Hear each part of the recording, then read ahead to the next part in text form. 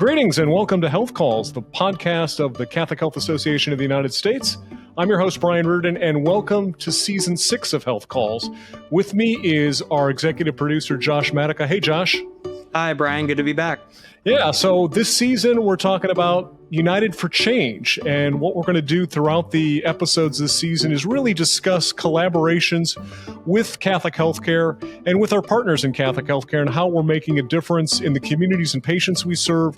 We'll be talking about a wide range of topics, but really all of them come back to the notion of human flourishing, care for the whole person, human dignity, and the common good, I think are some of the general themes behind that. And we're really excited in this first episode, which is around sharing encounters and caring for immigrant communities, to have somebody who's a true champion of immigrants across the United States, and that's Sister Norma Pimentel. We're going to bring her in a moment. She's president and CEO of Catholic Charities of the Rio Grande Valley. So we're excited to be talking to her in just a moment. But Josh, let's start with a little bit of context. How did we choose Sister Norma for this first episode? Yeah, I think this relationship started more than a year ago, back in 2024, when we were getting ready for Assembly 2024 in San Diego. Our colleague at CHA and I, Carla Keppel, we were designing the sacred space for Assembly, and we were really wanting to highlight the experiences of the immigrant community. And Carla was like, we should reach out to Sister Norma Pimentel because she has these beautiful artworks that we can show that highlight these moments and these figures. And I was like, that's a great idea. I mean, I'm a big art lover myself. So we talked with Sister Norma and her team. She very generously let us use her artwork in that space. And everybody who encountered it just talked about how moving of an experience it was to remember who it is that we are trying to serve. When we talk about the whole person, when we talk about caring for the people in our communities, that was a wonderful, wonderful experience. And then earlier this year, we had a board presentation that dealt with how do we care for immigrant communities. And we started to talk about, what do partnerships look like that, either both at the border and across the United States. And my mind was brought back to Assembly in San Diego. I was like, I wonder if Sister Norma would be willing to come and be our first guest for the season. And lo and behold, here she is. So I'm very, very excited that she's with us today. We're talking with Sister Norma Pimentel. She's president and CEO of the Catholic Charities of the Rio Grande Valley. Welcome to Health Calls. Thank you. Thank you, Brian and Josh. It's so good to be here with you both and everybody else that's in this call.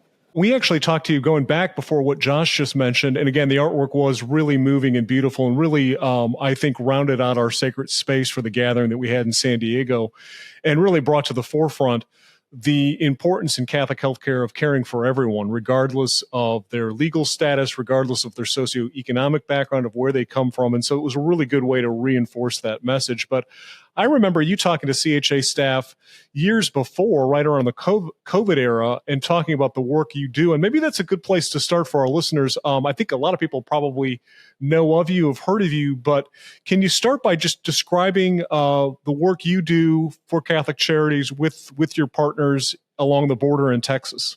Being here at the border in South Texas of the Rio Grande Valley, which is the stretches land very close to, right at the border and next to Mexico, we have experienced a great number of people that have entered or come in search of finding a space here in the United States that's safe and where they can be protected.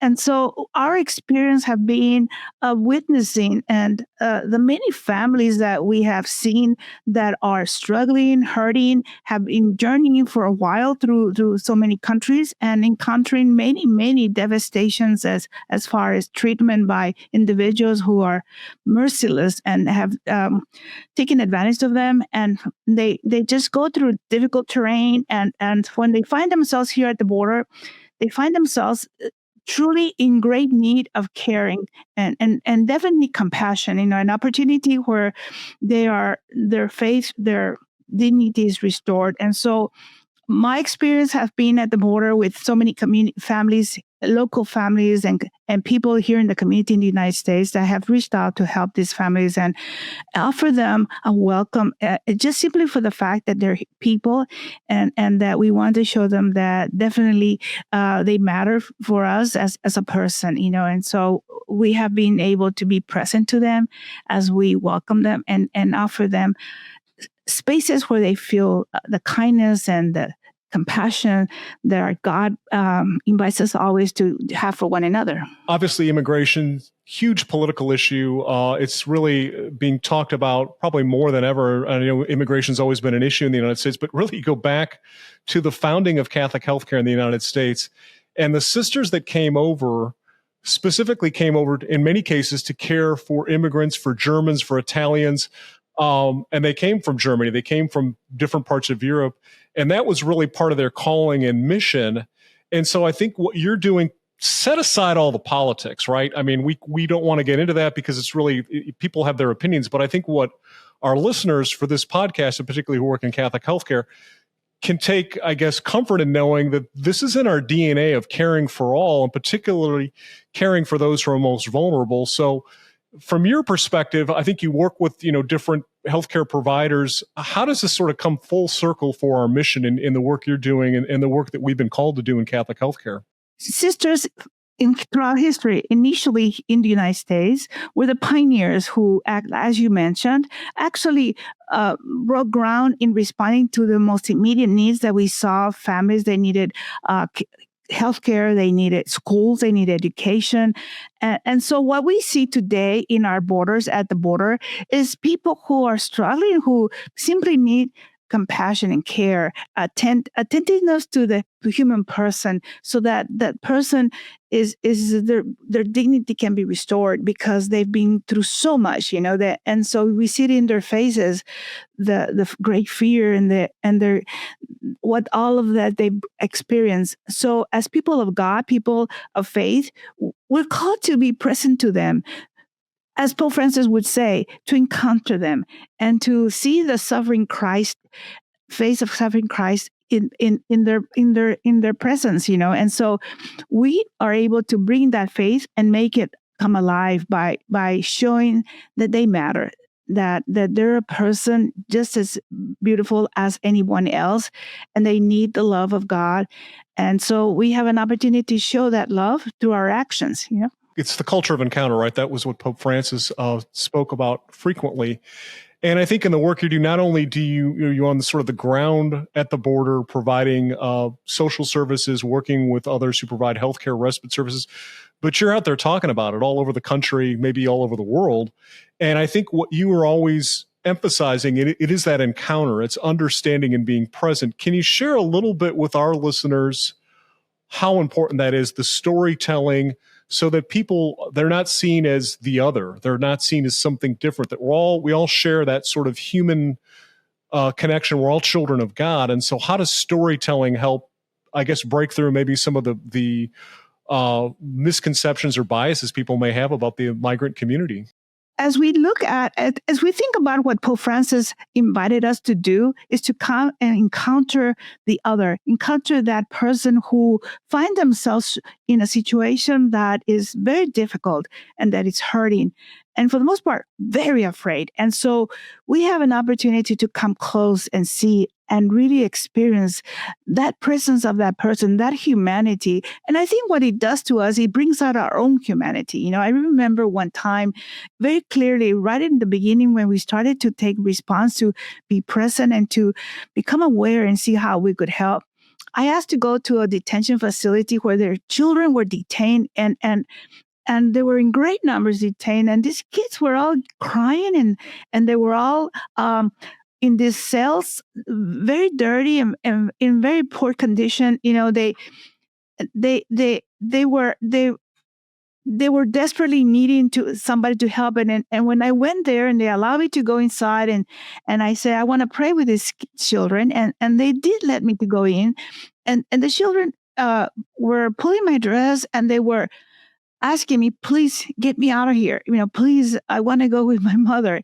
And so I just started to cry with them, and I asked, let's pray together. And so we did. And the children would respond back to me and says, Diosito, ayúdanos, God, please help us. And the officers that were there, and they were observing us through this glass window, and they too were crying, And so when I walked out of that cell after that opportunity to be with the kids, an officer told me, thank you, sister. You helped us realize they're human beings, Somehow sometimes in our effort to try to do our jobs, we forget our own humanity. And I think that one of the important things of Encounter is to regain our sense of who we are as persons, and not to ever forget that that's key to who we are as people of faith, people that God is with us, and the God with us is asking us to make sure we show kindness and care for the other, If you could share other cases of maybe individuals that have come over, and I think you've probably, I'm guessing, encountered a lot of young mothers with children who've escaped violence, who've escaped just horrible conditions in Central America and made a long trip. So can you share another, just sort of the story, the journey that they go through? It has to be really pretty overwhelming. Every person, the moment they walk through our doors of our center, and the very first question I ask when I sit down with them, initially when we started to welcome them and to provide them with spaces where they could take a shower, they get cleaned up with clean clothes and eat and see a doctor. The first questions I ask, ¿Cómo estás? How are you? And immediately they would start to cry as they reconnected with their own experience of how hard it was for them traveling through so many places. And what really initially, when I remember one story of this mom, she was from Honduras. She was a very petite young mom. She had a little kid with I think the child must have been about 3 or 4 years old. And it was very late at night, and I was really almost by myself with, I think, my counselor, at the time, and we were trying to respond to the families that were just arriving at that time. This mom was very pregnant. She was huge, and I said, "When are you due?" And she said, "Now." Yeah, it's like now, it's like, my God, like, it's so, why would you do this to yourself, and travel by yourself with your child through all these, countries and in those conditions? And she showed me her hand. And this hand was all this figure. She said, "You see this?" And it was all this figured. She shared with me how some guy entered her house and actually struck to kill her little girl with a big knife, and she put her hand to protect her child, to save her. And she said, "My hand healed like this because I didn't have the means of how to go to any medical care, and I care for it myself, and that's why my hand is like this. But had I stayed home in my country, I know for a fact that my child and I would not be alive today." And so this story is similar to many stories of so many people that flee and leave their country because they're afraid for their lives, especially the lives of their children. And so these are the kind of stories I continuously hear of their fear for their child's life, and how can they be in a space where they could be safe, where the child can be okay, And so these are the kind of stories that are constantly the reality of who the immigrant is that comes and is in search of protection, How do these stories affect you and those who care and provide services to migrants? How does it affect you?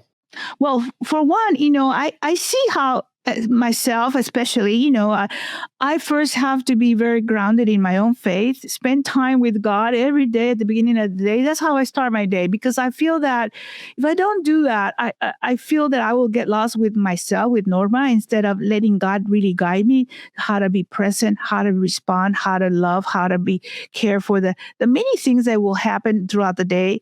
And so I think that I've seen how people who have come from different parts of the United States to come down to South Texas to be present and to help, they're transformed. I remember a young man saying from New York, he said, "Sister, I had left the church and now I feel a need to go back when I go back home to really reconnect and live out my faith and go reconnect with my faith community over there." And so I see a transformation when we allow ourselves to get close enough and encounter those people who are in our lives that are coming and that need our help. It changes us. It connects us with God in a very deep, personal way.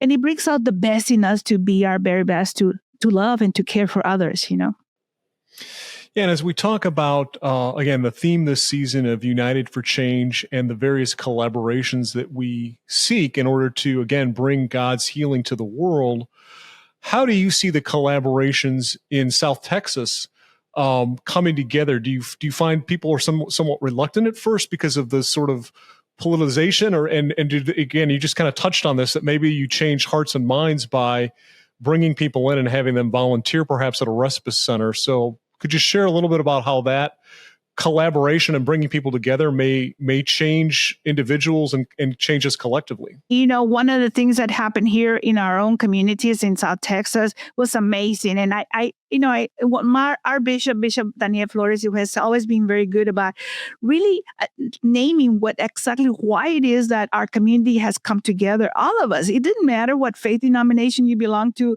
what party, who you were, whether you were a law enforcement officer or work for a city government or health clinic or university or just a simple person in the community. We all came together as one community, as basically as one church. Even though there were evangelicals, there were Presbyterians, there were United Methodists, Catholics, everybody. We came to be as one, and what brought us together was what united us. The fact that we all believe in restoring human dignity, that was key into why we could be together and believed in helping the families we were seeing before us here in our community that were brought into to us by the Border Patrol, by immigration. They had already been processed. They were already here. They were given permission to proceed with their legal proceedings and to determine whether they had asylum or not. And so, but they were lost. They needed help, and we were there for them. And I think that when we put aside our differences and we look at what brings us together and what we believe is important for us as people, we can work together. We can collaborate. We can be one community, one people that believe in restoring human dignity. And as sort of a follow-up to that, for those who work not just in Catholic healthcare, but healthcare facilities across the country, and maybe have a reluctance or a fear of, if I take care of someone who's here undocumented, there could be repercussions. So there is that, I think, especially in the last several months, unfortunately, there's been a lot of fear about the care for immigrants and what that might mean for caregivers. Do you have any advice to those folks who may be like, I'm not sure I can do this, or am I allowed to do this? Well, I think that we should not allow ourselves to be guided by fear, but rather by God. God should be the force within us that pulls us forward, that allows us to be courageous, to live out our faith, to act with love. Because if we have anything, we don't have power to do many things, but we do have power to do one thing, and that is to love.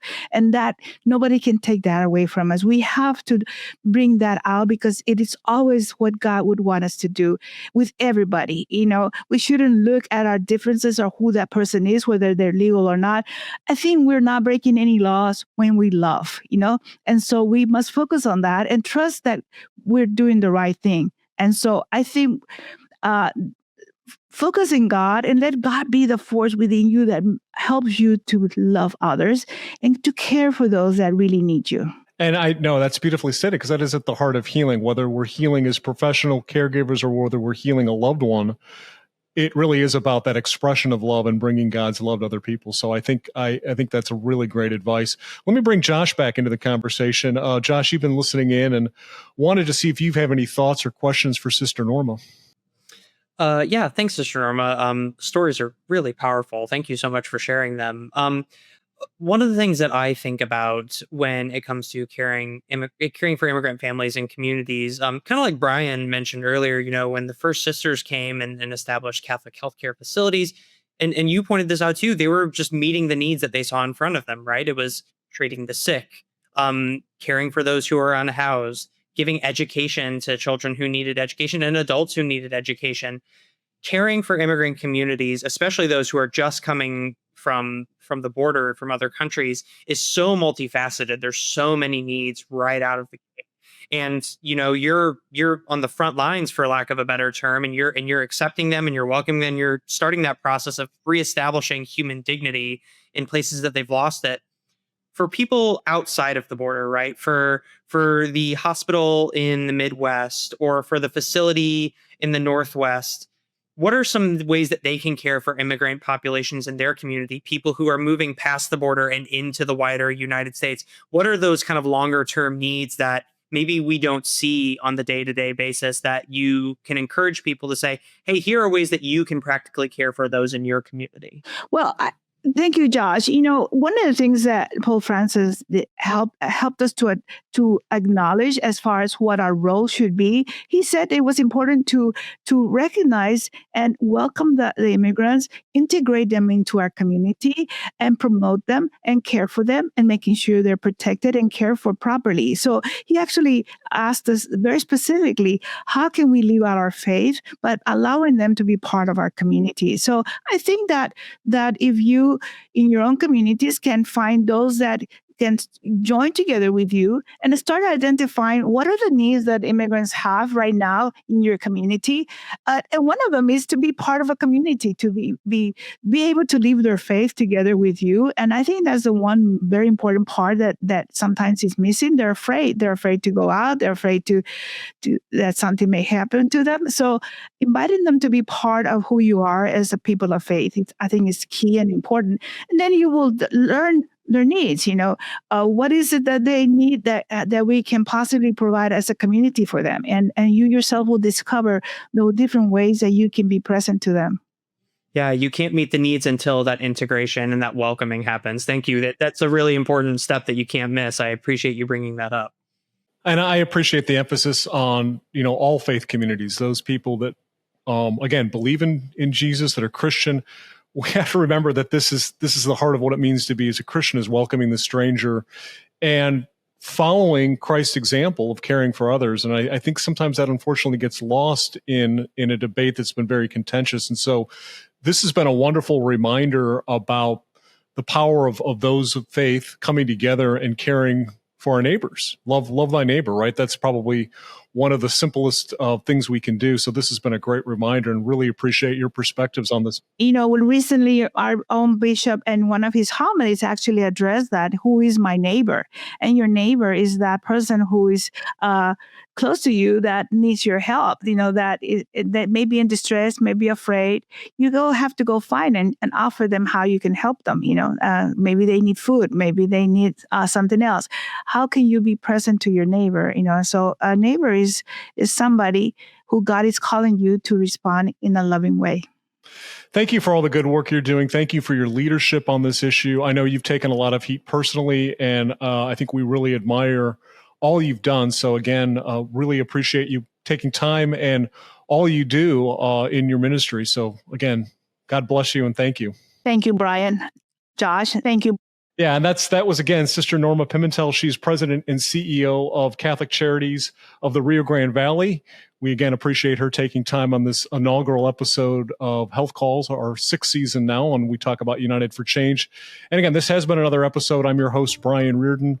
As you know, Josh Matejka is our executive producer. We also want to thank Sarah Marchant. She's our scheduling producer, as well as the good folks here at Once Studios in St. Louis. You probably noticed we're now doing these podcasts in a video format too. And so we would encourage you, as the season progresses, to check out all of our episodes on your favorite podcast streaming apps, as well as on our website, chausa.org. And now, of course, you can watch us on YouTube as well. So we appreciate that. And if you like what you hear and see, please don't hesitate to give us some comments or give us ratings. We'd love to hear back from you. Thanks for listening.